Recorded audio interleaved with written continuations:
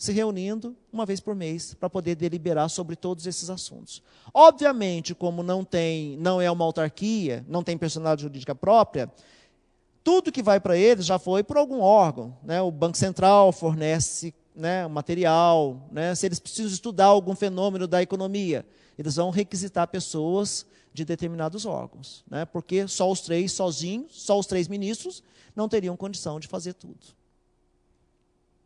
Vamos trabalhar um pouquinho os objetivos do CMN. Primeiro deles, esse eu gosto de trazer, gente, literalmente, isso está na lei, na 4595. Estou trazendo a letra da lei para vocês, só para a gente explicar porque costuma cair em prova. Adaptar o volume dos meios de pagamento às reais necessidades da economia nacional e seu processo de desenvolvimento. O que é isso? Aí eu falo assim, fazer política monetária. Só que ele não está executando, ele está disciplinando, regulando, né? Mas é política monetária.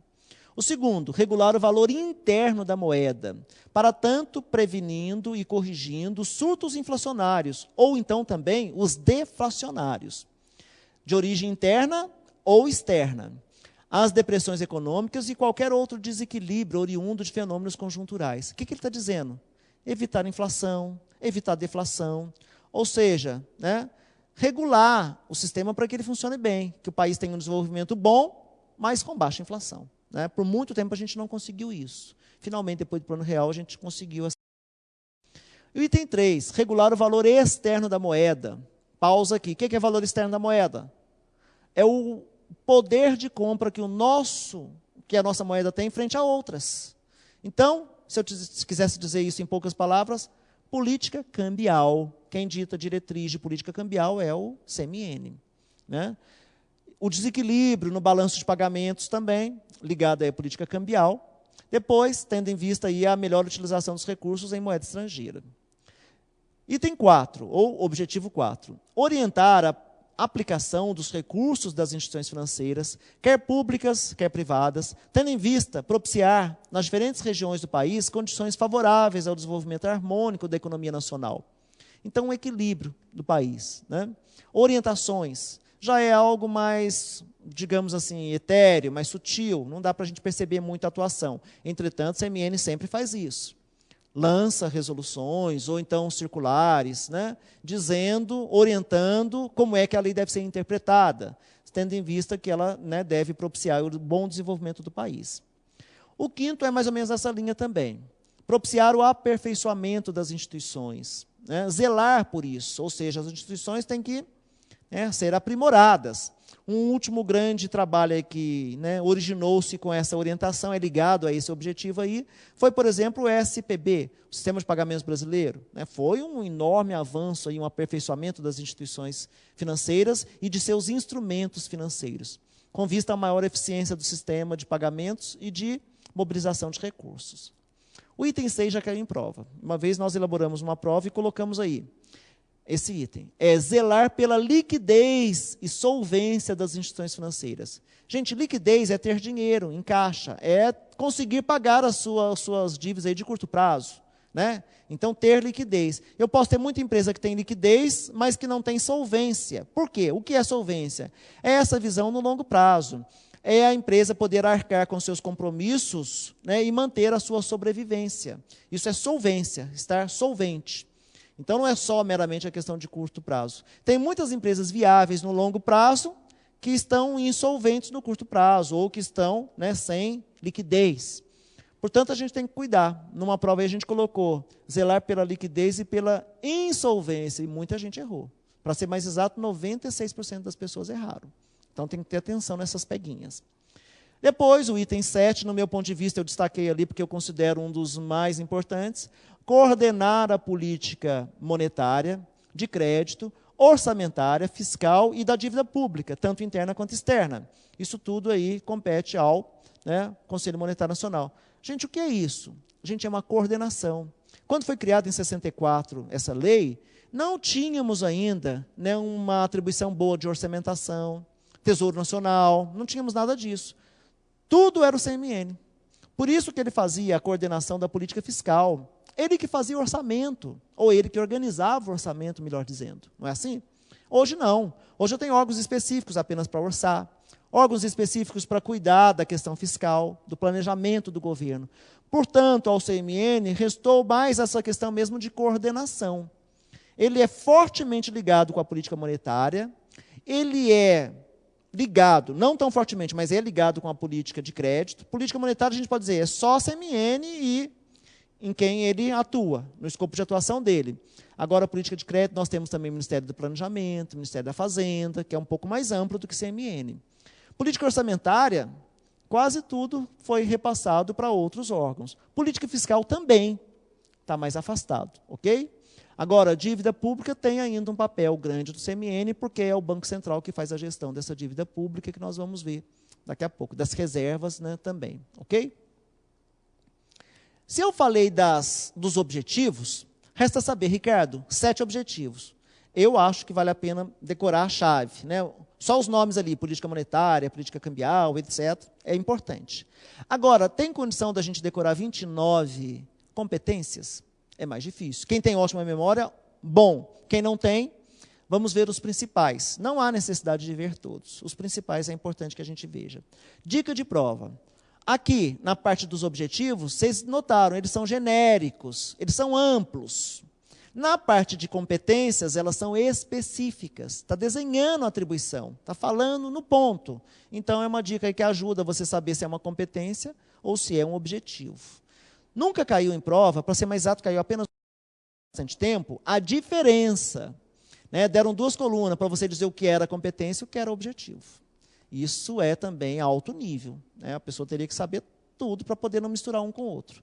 A regra melhor é decorar esses que são poucos, e que são mais genéricos, e o que vier bem específico, você sabe que é uma competência. E também uma dificuldade adicional é eu saber separar a competência do CMN e as competências do Banco Central. Dica essencial, tanto no objetivo quanto na competência. Gente, CMN, guardem isso, gravem isso. Só de gravar isso, você já vai acertar algumas questões de prova. Atenção, CMN não executa nada.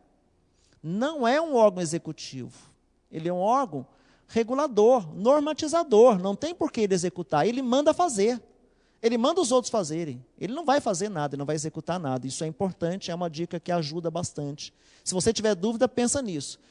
Executando, CMN executando, não pode. Ele não executa. Ele manda fazer.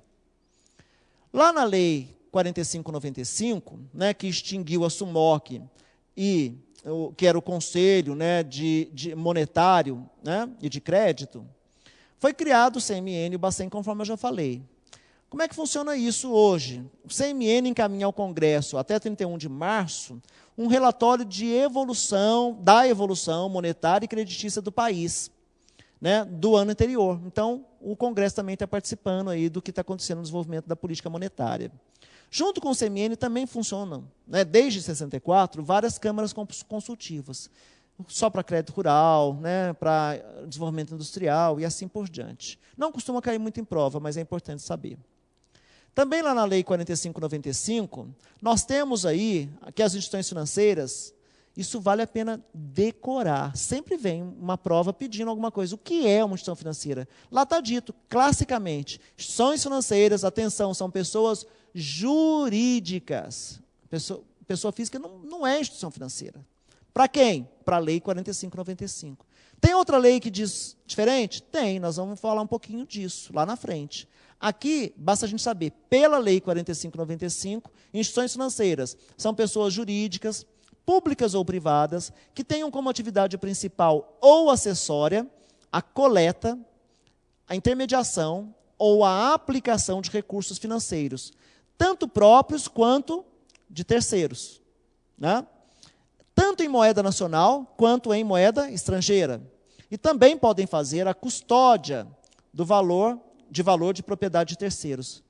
Vamos por parte? Então, olha, primeira dica, pessoa jurídica. Segunda, faz intermediação financeira, é a principal, né? Também faz de modo principal ou acessório. Fez intermediação financeira, pode ser classificado aí como uma pessoa, como uma instituição financeira. Ele também pode coletar esses valores, ele também pode guardar esses valores, né? Então, a custódia é guardar, a guarda desses valores, né? Isso costuma cair em prova. Então, é importante aí memorizar, do jeitinho que está aí, mas não só sem saber o que está falando, né? Não é só decorar, não. É memorizar e interpretar trecho por trecho dessa definição do que é uma instituição financeira. Fica fácil até você perceber quando, né, separar as instituições financeiras dos outros intermediários. Eu posso ter intermediário que também ajuda a fazer a intermediação aí, mas que não é uma instituição financeira, ok? As instituições financeiras só podem funcionar, gente, após a autorização prévia do Banco Central. Atenção, não basta cumprir tudo que está na norma ali. O Banco Central tem autonomia de, mesmo um postulante a criar um novo banco, uma nova instituição financeira, pode, né, cumprir com todas as normas e ainda assim o Banco Central pode dizer, não autorizo. Porque é um ato discricionário. O Banco Central pode definir se ele quer ou não quer, se é conveniente ou se não é conveniente a abertura daquele novo banco. Ok? Mesmo o Banco Central tendo aprovado, nós vamos ver o CMN ainda pode mandar suspender, ele pode mandar dizer, não, não quero, não aprovo. Né? Portanto, aí, para ter certeza, as instituições financeiras que funcionam, elas foram autorizadas pelo Banco Central. Qualquer modificação no capital, com a diretoria, uma fusão de bancos, recentemente tivemos aí o caso do Itaú, não é? Fundiu, precisa de uma nova autorização do Banco Central. Ele tem que aprovar isso também. Instituições financeiras, o sistema financeiro nacional ou de qualquer país tem uma característica interessante. Fica fácil da gente compreender com exemplo. Se um botequinho, um barzinho, vende pinga, se ele quebrar, se ele falir, normalmente, com exceção dos clientes que vão lá, né, comprar produtos, não vai fazer muita diferença, não é assim? Não vai ter muito risco, ok? Agora, no sistema financeiro nacional tem uma característica importante. Pode ser uma pequena instituição, pequenininha. Se ela quebrar, pode levar consigo outras instituições maiores. É o que a gente chama de risco sistêmico, na linguagem técnica. E que na linguagem coloquial a gente chama de efeito dominó. Caiu uma pedrinha, derruba todo mundo. Isso aconteceu recentemente nos Estados Unidos com a crise do subprime. Pequenos bancos começaram a quebrar, grandes bancos quebraram junto. Ok? Então, é uma característica importante. Daí todo o cuidado que o Banco Central tem que ter ao regular esse sistema, ao fiscalizar, ao vigiar. Quem faz as normas e diretrizes, CMN. Mas quem vai executar isso, na prática, Banco Central e CVM. Ok? As instituições financeiras públicas também, né, auxiliam na execução da política de crédito do governo. Exemplo típico, Caixa Econômica auxiliando na política habitacional, Banco do Brasil auxiliando na política agrícola. Então, isso é natural que ocorra, é assim que funciona. Agora, entrando em algumas competências privativas. Não veremos as 29, veremos 6, as primeiras 3 competências privativas. Estabelecer condições para que o Bacen emita papel moeda de curso forçado. Quem estabelece as condições? CMN. Vamos para o quadro. Isso é muito importante e é um ponto que muitas pessoas confundem e acabam errando. Né? É importante a gente compreender aí o que é a emissão de dinheiro. Já que a gente vai falar da emissão de dinheiro, eu vou aqui também fazer uma referência a outros passos dessa emissão. Tudo o que acontece para que essa emissão ocorra. Então, a primeira coisa que a gente tem aqui é a autorização. Então, eu preciso ter uma autorização para a emissão do dinheiro. Então, aqui, ó, CMN autoriza a emissão do dinheiro. Antigamente, era só ele. Recentemente, lá em 95, nós tivemos a Lei 9.069, no qual o CMN vai mandar um relatório, um pedido, e isso aqui vai para uma comissão de assuntos financeiros lá do Senado, ok? Uma comissão do Senado, e ele vai julgar se ele aprova a emissão de tantos milhões de reais e assim por diante, não é? Se ele aprovar, isso vai para a plenária do Congresso. Então, o Congresso aprova. Então, ele também vai autorizar.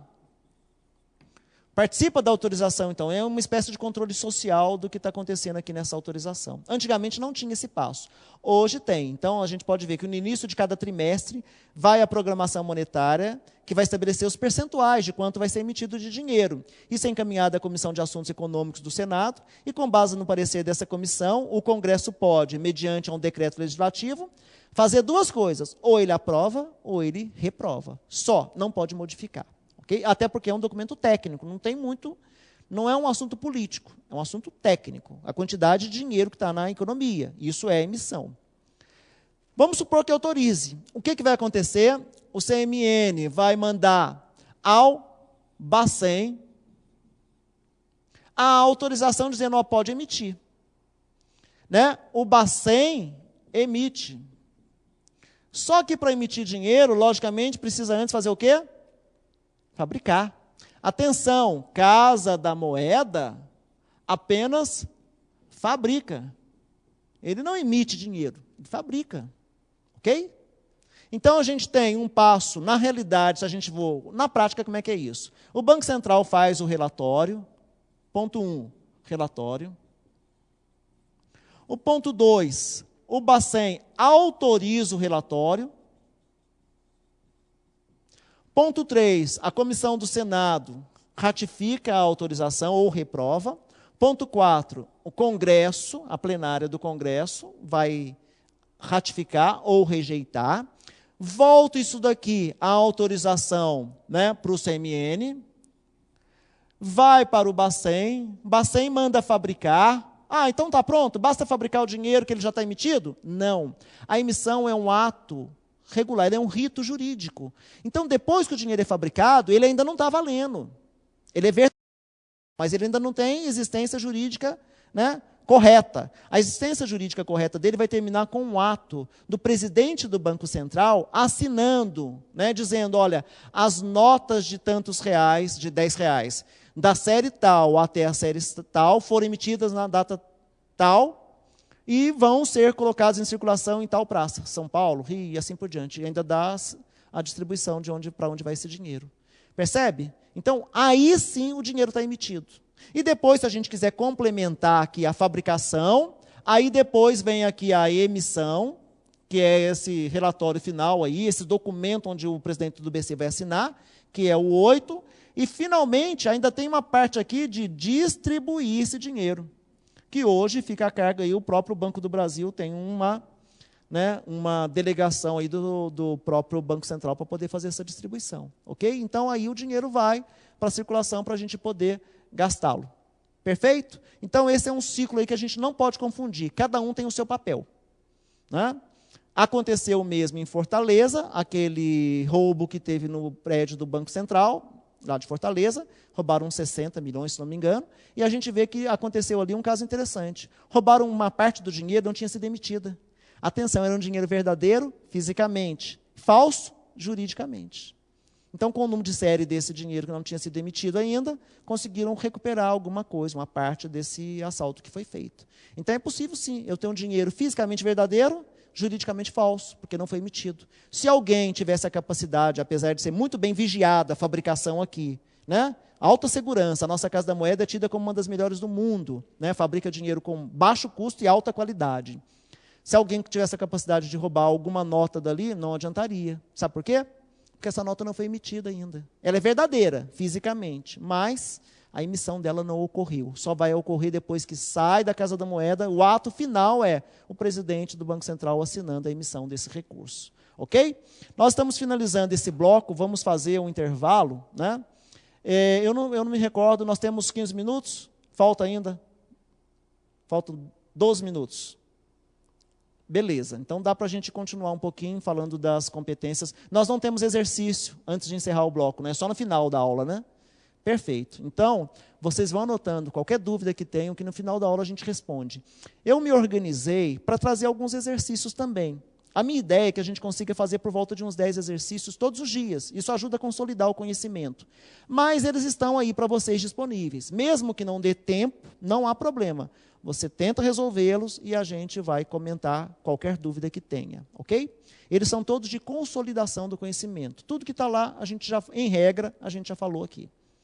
Vamos aqui, já que a gente falou do primeiro, estabelecer condições da emissão do papel moeda, falou também, né, emendado com esse assunto, aprovar os orçamentos monetários. Então, isso é uma competência privativa, né, do CMN. Ele que aprova aqui esses orçamentos monetários, né, trimestralmente.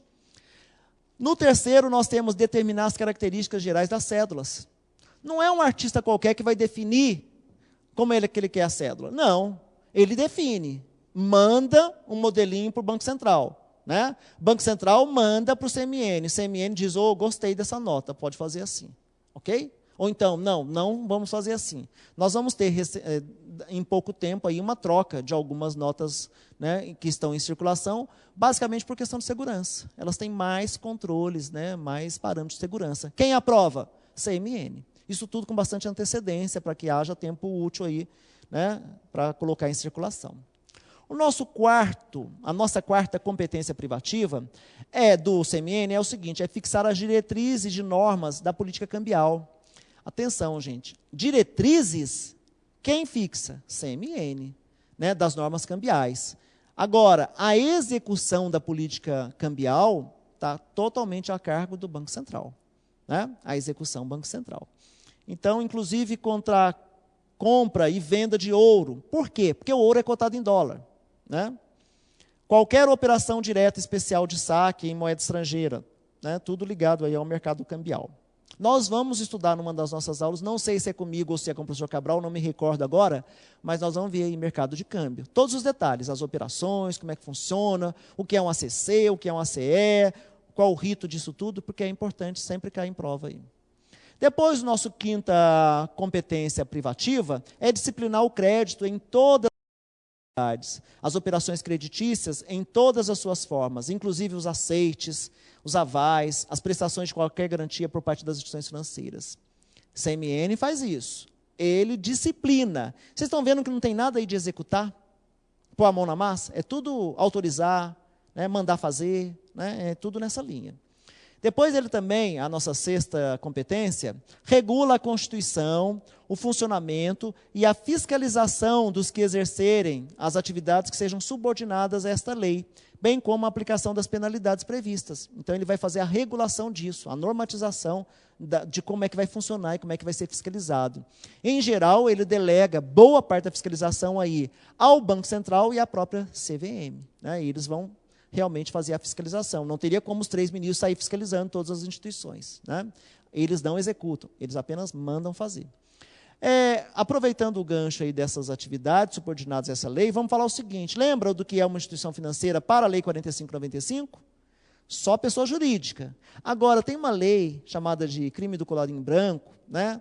Da tipificação criminal aí de operações, que ali sim ele tipifica como uma instituição financeira qualquer pessoa que faça transações financeiras, né? Por exemplo, um agiota. Para essa lei do crime, um agiota é uma instituição financeira. Aí ele chega para o agiota, você tem autorização do Banco Central para operar? Não. Então, é devido aos tributos, é um crime, né? Tem todas as consequências jurídicas e legais desse ato seu, porque não é proibido a agiotagem, ok? Agora, se é uma pessoa jurídica, né, está dentro da Lei 4595. Teve autorização do Banco Central? Opa! E ainda assim o Banco Central fica fiscalizando todas as instituições, mesmo que sejam autorizadas, para ver se elas cometeram qualquer deslize. Ok? Com isso, nós encerramos aqui as competências privativas. Já que temos alguns minutos, vamos prosseguir aqui com o próprio Banco Central. Né?